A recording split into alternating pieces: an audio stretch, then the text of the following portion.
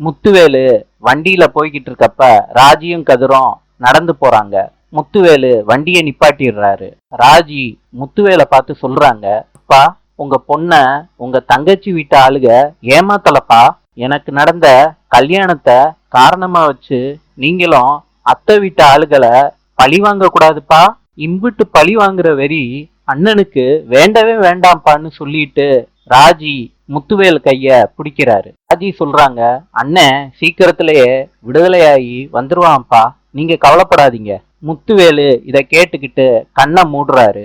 அப்ப சக்திவேலு இத கேட்டுடுறாரு தூரமா நின்னு. முத்துவேலு வீட்டுல உட்கார்ந்துகிட்டு இருக்கப்ப சக்திவேலு கோவத்தோட வீட்டுக்கு வர்றாரு. சக்திவேலு கேக்குறாரு, என்னன்னு அப்பாவும் பொண்ணும் ஒண்ணு சேர்ந்துட்டீங்கல்ல, அண்ணனோட மகளும் அண்ணனோட மருமகனும் சீக்கிரத்துல வீட்டுக்கு வந்துருவாங்க.